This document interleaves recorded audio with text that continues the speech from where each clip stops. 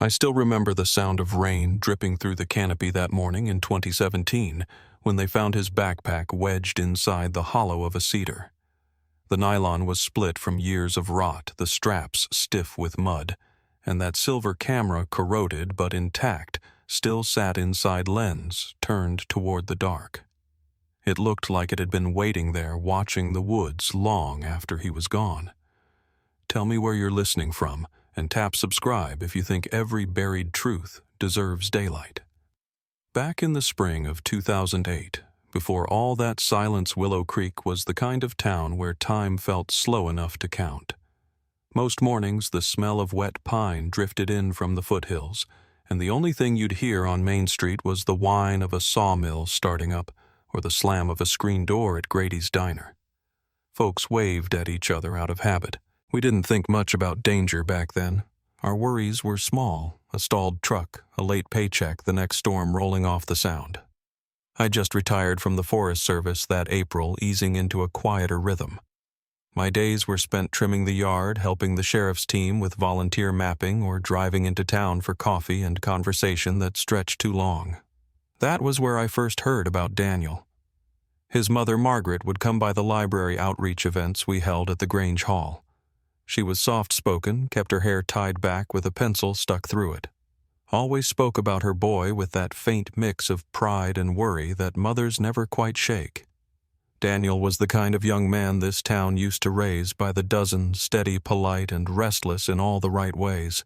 He'd grown up hiking every ridge between Willow Creek and the Columbia, chasing sunsets with a hand-me-down digital camera that always hung from his neck. Folks said he'd inherited his father's calmness, though his father had passed when Daniel was still in high school. The boy worked at a local outdoor shop, saving up for bigger trips, bigger views. His sister Laura joked that he loved those woods more than he loved people. I met him once or twice before he vanished. He'd stop by the ranger station asking about lesser-known trails or old fire roads that had washed out. He had that look, eyes bright, cheeks, wind-burned boots dusted with miles of living. We'd swap stories about bad coffee and weather that turned too fast up in the Cascades.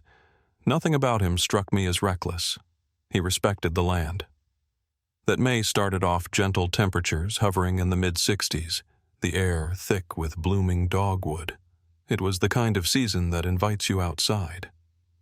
On that particular week, I remember seeing Daniel's car pass by the feed store around mid-morning, green sedan, clean as a postcard. He gave a nod through the window. I raised my hand back, thinking nothing of it. None of us did. His mother told me later he'd called her before he left, just a quick check-in the way he always did. Promised he'd be home before dark. She'd laughed, reminded him to take that fleece he always forgot. It's funny what details stick in memory, the kind of jacket, the sound of a door closing, the quiet confidence that tomorrow will look the same as today. Life in Willow Creek was patterned that way. People trusted routine. Margaret left porch lights on until both kids were home. The sheriff's office shut its doors by 6. You could walk past the hardware store after sunset and hear the radio humming behind locked glass. Even the forests felt orderly, dense, but mapped. Every trail had a name, every bend a story. That's what made what happened later so hard to comprehend. In the weeks leading up to that day, nothing felt off. No strange weather, no reports of wildlife trouble. Daniel had just finished helping his sister move into an apartment in Portland, then spent the weekend sorting through old hiking maps. Laura said he'd mentioned wanting to try a longer solo loop before summer started, a way to clear his head to earn the view. I remember him stopping by the station once more, asking if the county had reopened the Willow Ridge Loop. I told him part of it was still muddy from winter runoff, but the main trail was clear enough. He smiled, thanked me, and walked out, humming some tune I didn't recognize. That was the last time I saw him. Looking back, there were small things, tiny cracks that didn't mean much at the time. The barometer had dropped that morning, signaling light fog in the valleys. A radio call came through about a fallen tree blocking the service road, but no one thought twice. Out here, the land changes by inches, and habits keep people steady. That evening, as the sun dipped behind the ridgeline, the air cooled fast. I was out on my porch watching the light fade from gold to gray. Across town, Margaret was setting the table for 3. Laura had called to say she'd be home by 8. Margaret poured sweet tea, set out Daniel's favorite mug blue enamel with a chip on the rim, and turned on the porch light. I imagine him somewhere on the trail, right then, camera in hand, pausing at the edge of a clearing. The forest, breathing around him the last of the day, caught on his lens. The woods can be deceiving at that hour, everything tinted in quiet colors, sounds folding into distance. You can lose sense of time, of direction, of how long you've been gone. Night settled over Willow Creek like it always did, cool, still uncomplicated. But by 10 o'clock, Margaret's phone began to sit too quiet on the counter. She kept glancing at it, expecting it to light up with Daniel's name. Out here, service drops in the hills, so delays aren't unusual. Still, a mother knows the shape of ordinary worry versus the kind that hums deep in the bones. By midnight, the porch light was still burning. The tea had gone cold. The faintest fog had rolled off the river, wrapping the yard in a pale film. From my porch, 2 streets over, I could see that single lamp glowing against the dark. I didn't know it then, but that was the moment the rhythm of Willow Creek shifted, when a quiet that used to mean peace began to mean something else entirely. And by dawn, that light was still on. I remember that night by the way the air changed. It was somewhere between late spring and early summer, the kind of night when the wind from the river cools faster than the streets, and you can smell the moss from a mile away. From my porch, I could still see Margaret Whitaker's light burning 2 blocks over. It stayed on long after midnight, a small square of gold against the dark. When I finally turned in, I told myself she'd heard from Daniel by morning that his phone had died somewhere up the ridge, and he'd be walking through the front door with a story to tell. I wanted to believe that. But when dawn came, the phone at my bedside started ringing before the first light hit the windows. It was the sheriff's office. They'd already gotten the call from Margaret. Daniel hadn't come home, and his sister couldn't reach him. Sheriff Burke asked if I could meet them at the Willow Ridge trailhead. I'd been there more times than I could count, and I knew every bend and switchback of that route. When I pulled in around 6:30 a.m., the Whitakers' sedan was parked exactly where I expected it to be. No damage, no broken glass, nothing that screamed trouble. The driver's door was locked, the map folded neatly on the passenger seat. Inside the cup holder sat an empty coffee thermos and a CD in its case. There's a strange chill that comes with seeing something so normal when everything around it tells you something's wrong. Laura was already there, pacing the gravel shoulder in a sweatshirt and sneakers, her hair tied back like she hadn't slept. Margaret stood beside the car holding Daniel's spare jacket, the one he'd left behind. I remember her saying, "He doesn't go far without it," and the way her voice cracked on that last word. Sheriff Burke went about things carefully, radio check, sign-in sheet assigning search grids. He'd handled missing hiker calls before, but you could feel a heavier tone that morning. There's a difference between a hiker overdue by hours and one overdue by a night. We started up the trail in pairs, marking our progress on paper maps since the canopy blocked most GPS signals. The ground was still damp from the night's mist, the kind that leaves the ferns slick and the air heavy. Every few minutes we'd call out Daniel's name. The sound of it kept bouncing back at us, thin and hollow. I've spent half my life in forests, and I can tell you the quietest kind of silence isn't the peaceful kind. It's the kind that swallows voices whole. By mid-morning, volunteers had begun arriving, neighbors, church members, even a few hikers who'd seen the news alert. Dogs from the county search team were unloaded from their trailers, tails wagging as handlers snapped on harnesses. I watched Laura hand a laminated photo of Daniel to one of the deputies, the one with that crooked grin and the forest light spilling over his shoulder. It's strange how one image can turn from a happy memory into evidence overnight. As the hours went on, the search lines fanned out ridge to ridge, creek to creek. We found nothing. No footprints in the soft mud, no torn clothing, not even a broken branch that looked out of place. Every time we reached a clearing, we'd radio in coordinates, log them, and move on. At one point, I walked past a patch of wild trillium blooming under a fallen spruce, and I remember thinking how untouched it all felt, as if no one had stepped there in years. Around noon, the sheriff called for a short break. I sat on a boulder overlooking the valley and pulled out my thermos. Below, the forest stretched for miles, green on green, broken only by the narrow silver thread of Willow Creek. It's beautiful country, but when you're looking for someone who's missing that same beauty, turns heavy. The more perfect the view, the more impossible it feels that a man could disappear inside it. By evening, the first helicopter arrived from Spokane. The sound cut through the sky like a blade, and we watched as the searchlight swept across the canopy. Margaret stood by the trailhead, clutching her son's jacket to her chest, while the deputy took her statement again. She kept repeating the same words, soft but certain. He said he'd be home by dark. The light from the helicopter flickered across her face every few seconds, like lightning without thunder. When darkness fell, we called off the first day's search. I stayed behind with Burke, marking out tomorrow's grids under the glow of his truck's dome light. He wasn't the kind of man to let emotion show, but I could see it creeping into the lines around his eyes. "He's out here somewhere," he said quietly, folding up the map. "We just haven't gotten close enough yet." I nodded, though something in my gut felt off. The weather had stayed clear all day, the terrain was manageable. A young man with his experience shouldn't have vanished that easily. The next morning we brought in more people, over 60 volunteers, 2 more K9 units, and an infrared-equipped chopper. The sky was overcast, a gray sheet stretching across the Cascades.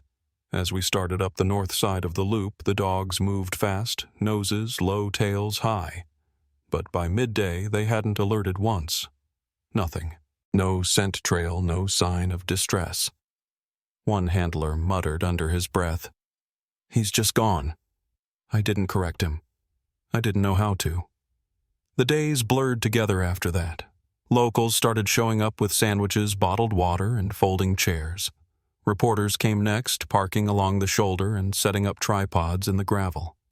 Each time I came down from the ridge, another camera was pointed at the trailhead. I remember Margaret standing there answering the same questions: what he was wearing, where he planned to go, if he'd ever talked about wanting to disappear. She always answered gently, but you could see the fatigue building behind her eyes. By the end of the first week, we'd covered nearly every mapped section within a 5-mile radius. The sheriff brought in cadaver dogs, something we all knew was a bad sign. Even then, part of me hoped we'd find him injured but alive, maybe holed up in a ravine waiting for help. But the dogs gave us nothing. Each night, the command tent grew quieter. The chatter faded, replaced by the kind of silence that comes when people start doubting hope. I'd walk the perimeter of camp after dark, flashlight cutting through fog, listening for anything out of place, a twig snap, an echo, even a bird startled awake. Nothing. Just the drip of condensation from the pines and the hum of generators near the road. On the 4th night, I caught Burke staring out over the valley, his coffee gone cold in his hand. "We've had hunters lost out here, sure," he said, "but not like this, not without a sign." I think that was the first time I saw fear in his expression. The Whitakers stayed nearby for as long as they could. Margaret set up a folding chair near the trail entrance, wrapped in a blanket, refusing to leave until she saw him walk out. Laura brought coffee to the volunteers, though she looked hollowed out by then. On the 7th morning, she asked if we could check the ravine past mile marker 3, again the same place we'd searched twice already. He liked to take pictures near the creek, she said. We went, of course. Nothing. Just slick rocks, old watermarks, and the faint smell of cedar sap. Weeks passed. The search shifted from active to maintenance, then finally to suspension. When that decision came down, it hit everyone hard. We'd done everything by the book, air, land, water, and still come up empty. I drove home that evening with the image of that green sedan still parked at the trailhead, dust beginning to settle on its hood. There's something unbearable about closing a case with no evidence, no closure, no ending to write down. After the official teams packed up, a few of us locals kept going on our own. On weekends, we'd hike new sections, trace logging spurs that hadn't been used in decades. I'd mark GPS points, leave ribbons, take notes on any sign of disturbance. But by the end of summer, even I had to admit we were chasing shadows. Nature has a way of erasing its own tracks. A month of wind and rain, and the forest resets itself. By fall, the media had moved on. The missing posters started to curl at the edges, their colors fading to gray. But Margaret and Laura never stopped coming back. Every year on May 14th, they'd return to that same trailhead, lay flowers near the sign, and stand there in silence. Sometimes I joined them. Sometimes I watched from a distance. It always felt like intruding on sacred ground. As the years went by, Daniel's name turned into something quieter, a story whispered over coffee, a name locals said with a sigh. Some hikers claimed they'd seen flashes of green deep in the woods or heard a camera shutter echo when the air was still. Folks say a lot of things when they don't have answers. I kept the file in my desk drawer, the top page worn from being read too many times, last known photo in 23 a.m. Subject smiling forest behind him. 9 years passed like that. Seasons, shifting faces, aging trails, closing and reopening. Then one gray morning in April of 2017, the phone rang again.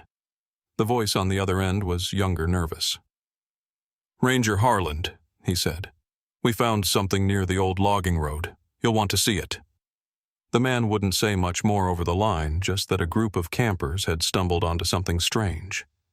When I reached the site, deputies were already there, tape strung around the base of a massive cedar. The air was damp, smelling of wet soil and moss. One of the techs motioned me closer, careful not to touch anything. Inside the hollow of that tree sat a torn green backpack. The nylon was faded, almost brown, the straps stiff with age.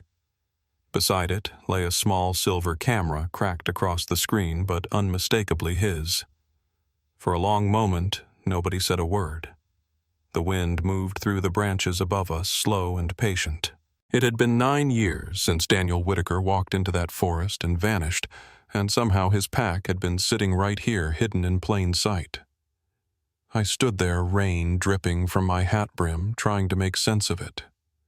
The forest had given something back, but not the part we'd been waiting for.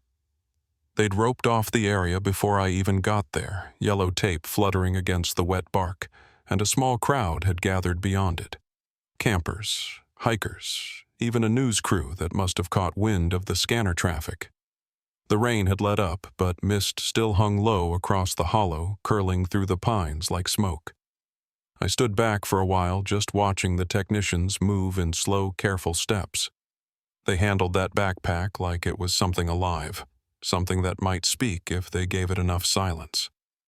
Sheriff Burke was already on scene coat, darkened by the drizzle, his notebook tucked under one arm. When he saw me, he gave a small nod, the kind of acknowledgement you give a person who's shared too many nights in the same search grid. 9 years, he said quietly. I didn't answer. There wasn't anything to say.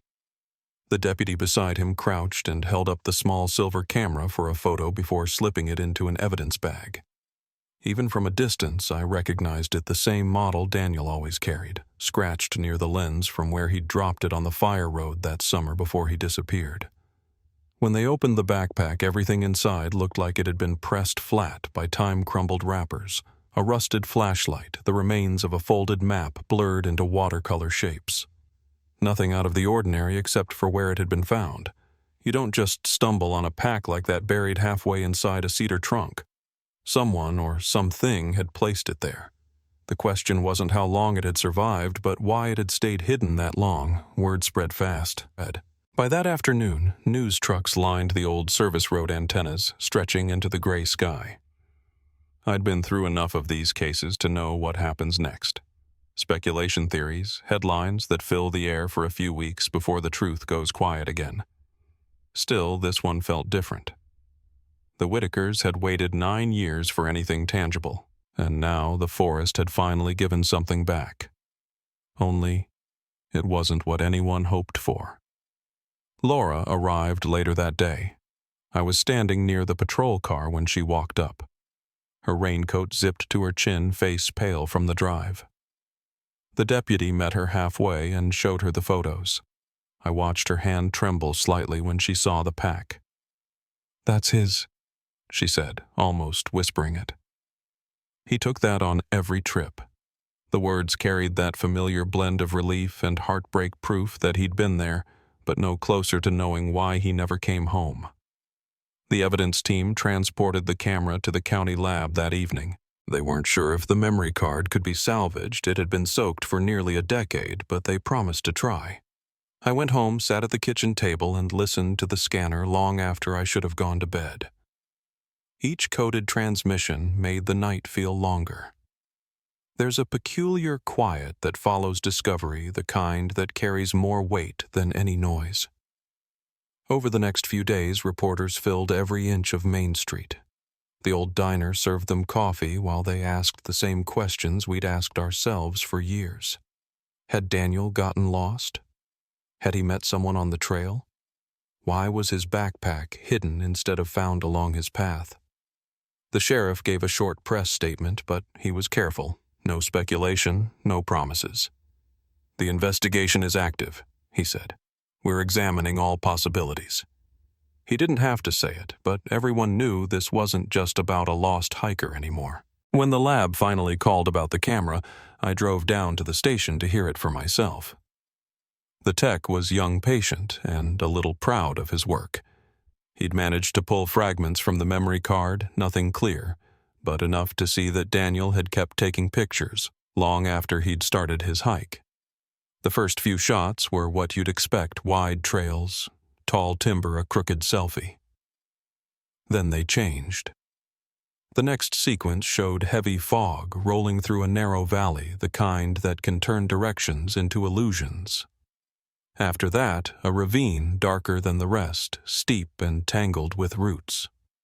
The final images were the hardest to make out, blurred motion streaks of light. Maybe the camera tilted mid-fall.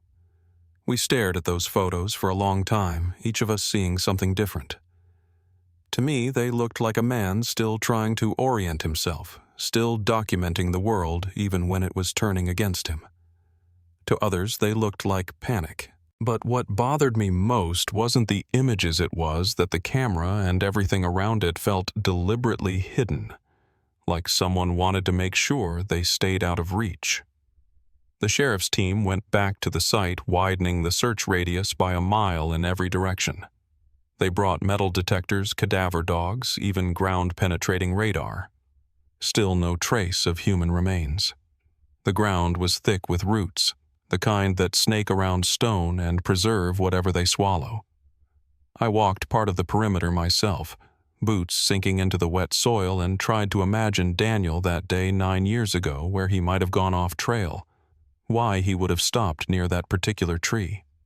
Nothing about it felt accidental. Meanwhile, the story took on a life of its own. Television specials, online forums, armchair detectives. People came up with theories faster than we could disprove them.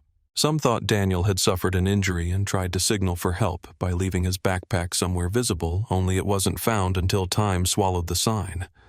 Others believed he'd stumbled across someone out there, maybe illegal loggers, maybe drifters who didn't want company. A few even suggested he'd chosen to vanish, though anyone who knew him would tell you that wasn't true. He wasn't running from anything. He was simply a man who loved the woods. The weight of those theories fell hardest on his family. Margaret stopped taking calls from reporters altogether. Laura tried to stay composed in interviews, but you could see the pain in her eyes. One afternoon, she showed up at the ranger office holding a printed copy of one of the recovered photos, the one of the ravine, and asked me, "Do you think he fell?"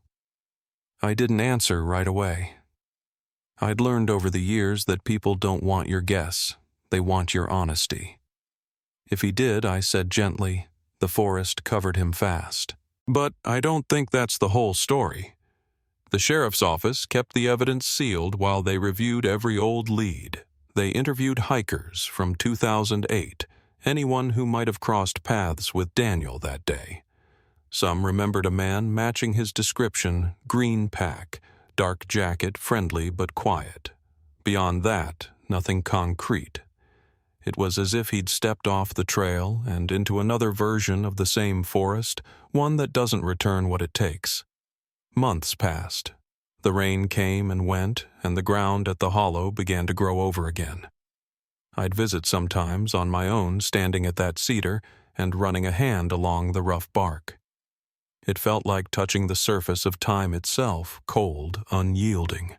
The hole where the backpack had been was now sealed with new growth, thin shoots climbing up from decay. Nature doesn't mourn, it just continues.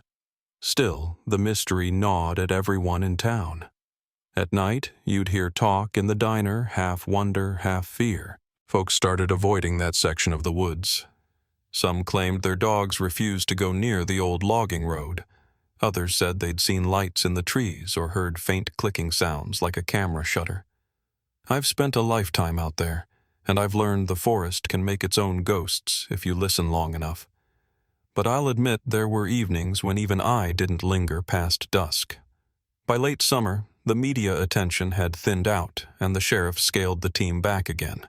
The backpack and camera were returned to evidence storage, sealed and cataloged. Forensic tests had turned up nothing unusual. No fingerprints, except Daniel's, no signs of blood or violence. On paper, it was still an unsolved disappearance. In spirit, it felt more like a haunting. A week before fall settled in, I got a call from Burke asking if I wanted to sit in on one last review. We spread the case files across the conference table, the original reports from 2008, the search maps, the recovered photos. 9 years of paper trying to explain a single human moment. "You think we'll ever get more than this?" he asked. I looked down at the photo of that ravine at the fog curling through it like smoke. "Maybe," I said. "But it won't be the forest that gives it to us." That night I couldn't sleep. I kept picturing that green backpack sitting inside the hollow rain dripping through branches, the camera staring out into nothing. For all our searching, all our speculation, those objects had outlasted everyone's hope. They'd waited in silence, patient and hidden, like they knew someday someone would need a reminder that the story wasn't finished. And even now, when the wind moves through those trees just right, I swear it sounds like something shifting beneath the surface, like the land remembering what it took and deciding just for a moment to whisper back. For months after the backpack was found, it felt like the whole town existed in a kind of suspended breath. The investigation had slowed to a crawl. No new leads, no remains, no evidence of violence, but the discovery had pulled old wounds wide open. Everywhere I went, people asked the same question: who put it there? There was a strange comfort in asking, like repeating the mystery might somehow tame it, but I'd been around too long to expect that kind of mercy from the woods. Some answers never come easy, and some you're better off not chasing. I started visiting the evidence room more often than I should have. The sheriff didn't stop me. Maybe he understood. That backpack sat sealed inside a clear plastic bin, tagged and dated, just another item in a row of forgotten crimes. But when the light hit it right, you could still see the faint green tint under the dirt, the ghost of what it used to be. The camera was stored separately. One afternoon, the technician opened the case and let me look at it again. The corrosion had eaten through most of the buttons, but the lens cracked, though it was still pointed forward as if it were waiting for someone to press the shutter one last time. The lab had managed to pull a few more fragments from the card. Nothing that solved anything, just faint images of fog motion and that same ravine. But there was something unsettling about the sequence. The last few shots weren't steady. They looked rushed, almost desperate, as if Daniel had been trying to capture something before it vanished. One frame in particular caught my attention. You could barely make out the shape of a tree, bent in a peculiar way, its base hollowed out. The cedar, the same one where his belongings were found. That detail stuck in my throat. It meant Daniel had been near that spot when the camera was still working. Maybe he'd taken shelter there. Or maybe someone else had found the pack later and tucked it away. Either way, it meant that Cedar had witnessed more than we ever could. The sheriff asked me to go with him one last time before winter closed in. The forest was bare quiet, except for the wind scraping through the branches. We stopped by the hollow now, just a dark wound in the trunk. The soil around it had settled unevenly since the dig. If he placed it here himself, Burke said, why hide it? I didn't have an answer. The theory that he'd been injured, maybe trying to mark his location, made sense on paper. But I kept circling back to that uneasy truth. Backpacks don't crawl into trees. Someone had done it, and whoever that was, they'd wanted it out of sight. When we returned to town, the press had already twisted the story into something else entirely. Headlines called it The Ghost Backpack, The Lost Photographer, and every other name that sold well on late-night TV. A documentary crew even reached out asking to follow the case. I told them no. They didn't want the truth. They wanted spectacle. But the story spread anyway, taking on a shape of its own. Strangers drove from out of state just to hike that trail to take pictures beside the cedar. They left tokens, rocks, ribbons, even a few cheap cameras nailed to trees, and some odd kind of tribute. It was macabre, but that's how people cope with what they can't understand. Laura stopped talking to the reporters entirely. I remember one afternoon she came by the ranger station holding a box of old photographs. Most were of her and Daniel as kids standing in the same woods that later took him. She laid them out on the table between us. He loved this place, she said, but now it feels like it's keeping him. I didn't know how to respond. She wasn't looking for reassurance. She was naming something that had settled in all of us, that uneasy realization that the forest itself had become part of the story, an accomplice made of earth and silence. As the investigation dragged on, strange details began surfacing. Nothing concrete, just whispers. A hiker claimed he'd seen a man out there years ago living rough off the trail. Another said he'd found strange carvings on a tree, initials mixed with numbers, though by the time deputies went to check, the bark had healed over. There were even stories of nightlights flickering in the valleys, the kind of campfire glow that vanished when you tried to get close. Most of it was imagination, I'm sure, but each rumor kept the town tethered to the case. Around that time, Burke got an idea to recheck a section we'd skipped in 2008, the far side of the ridge near an old mining cut. He said it had always bothered him that we'd never made it all the way down there because of the terrain. We hiked in early, just the two of us. The ground was uneven, the air sharp with frost. Halfway down, we found fragments of old wire, maybe remnants from mining operations, maybe just fence. Nothing out of the ordinary. But there was a spot flattened earth darker than the rest where the soil looked disturbed long after Daniel's disappearance. It could have been animals, maybe a tree fall, but standing there I felt a weight in my chest. We took soil samples and flagged the area, but once the snow came, it was swallowed again. Winter in Willow Creek has a way of pressing everything inward. The trails go quiet. The air smells of pine smoke, and whatever mysteries the forest is holding, it holds tighter. I spent most nights at home by the fire, reading through the old case files. I'd catch myself staring at Daniel's last photograph, his face lit by sunlight, oblivious to how close he was to vanishing. There was something almost cruel about it, a moment of pure life frozen forever beside a story that refused to end. By spring, new forensic reports came back, no foreign DNA on the backpack, no signs of struggle. It should have been closure, but it only deepened the divide between logic and instinct. The sheriff started talking about moving the case into inactive status. That's the bureaucratic term for giving up. He didn't say it outright, but I could see the exhaustion in him. Years of dead ends will hollow a man. When the announcement went public, the story flared up online again. Amateur sleuths dug through maps, compared weather data, drew red circles around every possible path Daniel might have taken. Some even accused the family of hiding something. It was cruel the way strangers twisted grief into entertainment. I tried to stay out of it, but one night, scrolling through an online forum, I saw a post that froze me in place. Someone had uploaded a photo taken near the trailhead just weeks before the backpack was found. In the background, barely visible, was the outline of that same cedar, only this time there was a shape beside it. A shadow or a person, it was hard to tell.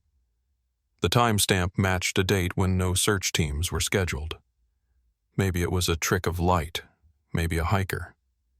But I printed the image and brought it to Burke the next morning. He looked at it for a long time and said, "We can't build a case on ghosts, Mike." Then he folded it into the file and locked the drawer. After that, I started dreaming about the woods again.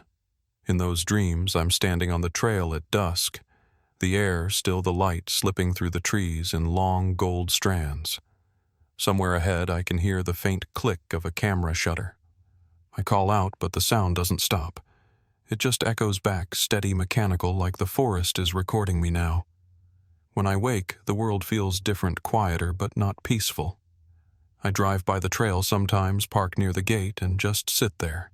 The hollow tree is still standing, scarred from the excavation, but alive. People leave flowers there now, sometimes candles.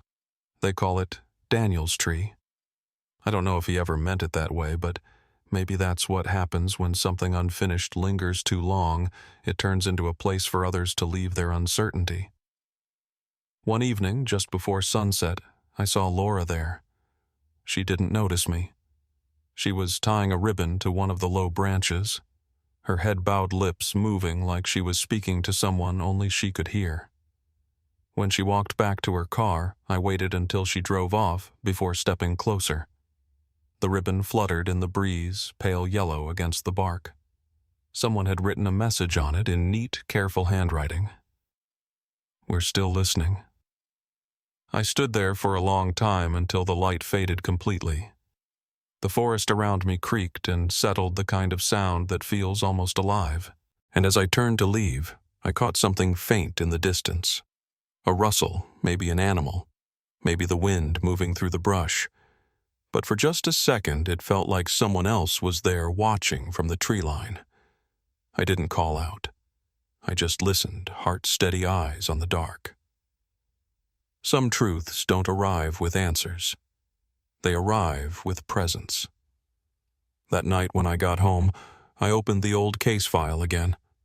The photo of the ravine stared back at me from the folder, and for the first time I noticed a small detail I'd missed before, a reflection caught in the fog like a glint of metal. It could have been anything. But in that moment, I knew we weren't done with this, not yet. Something out there was still holding the rest of the story, waiting for the right kind of silence to speak. I went back to the forest one last time that spring.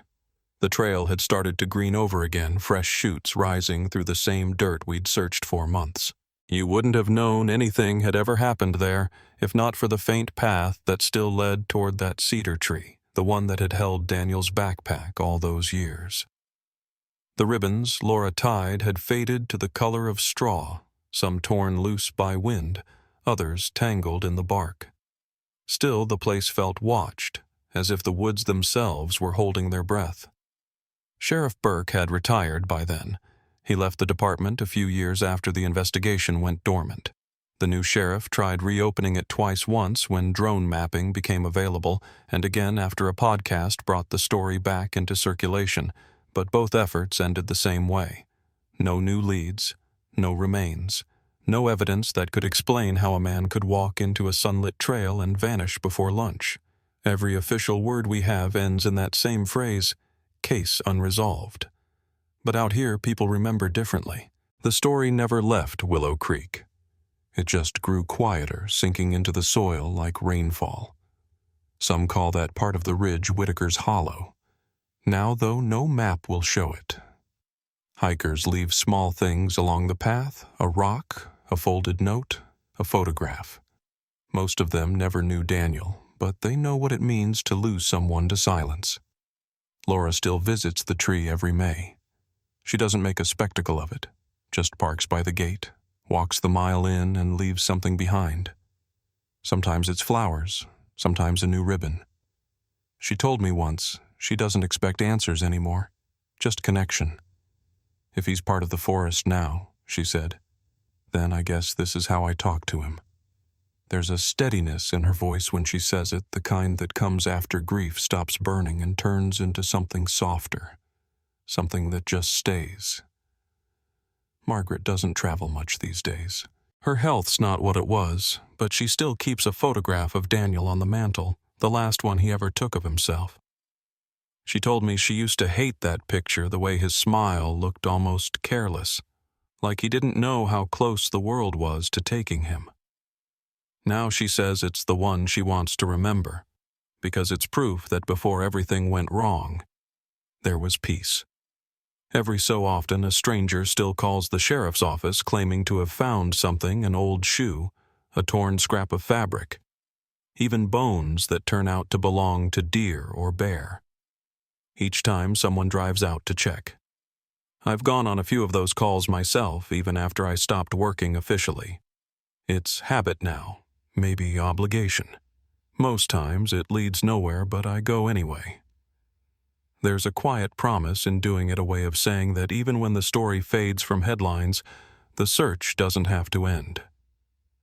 Last summer I helped install a small wooden sign at the trailhead. It's simple, just Daniel's name, the year he disappeared, and the words, "We remember." Laura didn't want anything elaborate. No mystery slogans, she said, just his name where people can see it. The county approved it, and by the end of the day, a few locals showed up with shovels and coffee thermoses. We dug the post in together, the kind of work that feels more sacred than ceremonial. As the sun started setting, the light cut through the trees in long gold bands, the same kind of light that filled Daniel's last photo. For the first time in a long while, the place felt less like a wound and more like a promise. The forest has changed since then. The cedar still stands scarred from the excavation, but strong. New growth has taken hold around it. Ferns, saplings, wild trillium blooming in spring. Nature doesn't erase, it reclaims. There's a lesson in that, though I'm still figuring out what it means. Some people say time heals all things. I've lived long enough to know that's not true. Time doesn't heal, it settles. It layers memory over pain until they become the same shape, something you can live beside without flinching.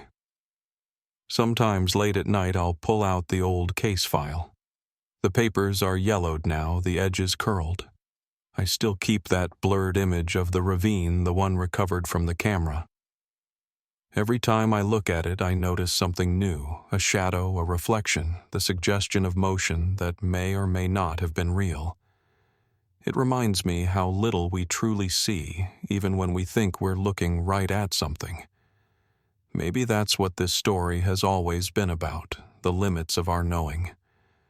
We chase answers, but some things aren't meant to be solved, only witnessed. The town never fully recovered from Daniel's disappearance, but it learned to carry it. For a while, folks were afraid to hike alone. Then, slowly, they started again, careful, but not afraid. Safety isn't about erasing risk. It's about remembering what it costs to forget. When I see families walking those trails now, kids running ahead, dogs barking in the brush, I think about how thin the line is between ordinary days and the ones that break everything open. I don't talk much about the case anymore, at least not in the way I used to. But every now and then, someone new moves to town and hears the story. They'll stop me at the gas station or the diner and ask, "Did they ever find that hiker?" And I'll tell them the truth. Not the official version, but the lived one. "No," I say, "but the forest gave back what it could." They usually nod, not sure what to make of that. Maybe it sounds like resignation, but to me it feels like respect.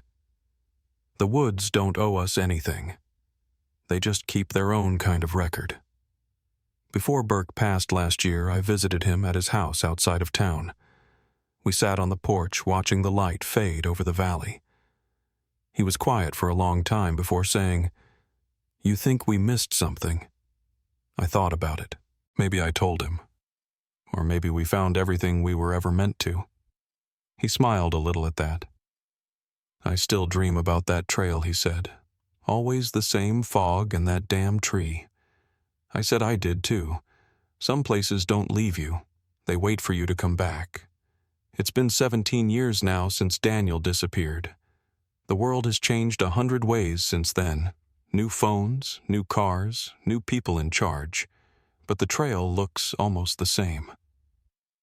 Every spring the rain brings the same scent of pine and wet soil.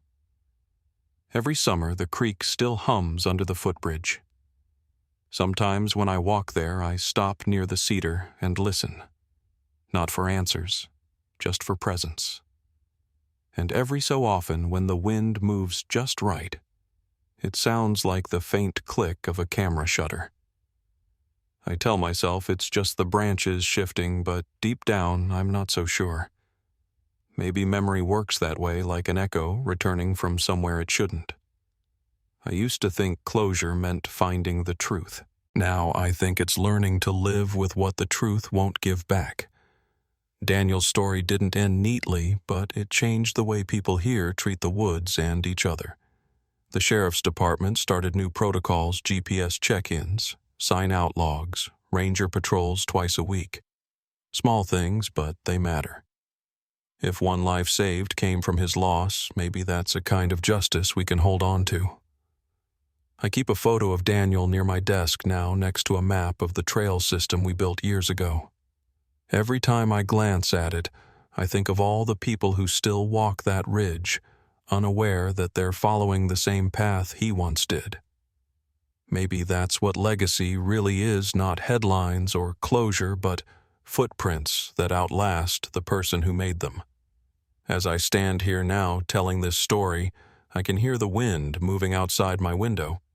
It's the same sound I heard the morning we found that backpack, the same sound that's never really stopped. The forest doesn't speak in words, but in reminders, in what it keeps, what it returns, and what it refuses to explain. If this story stayed with you, share it not for views, not for fame, but so no one's name gets lost to the dark. Because sometimes the best we can do for the ones the world forgot is to keep saying their names out loud until even the quietest places remember them.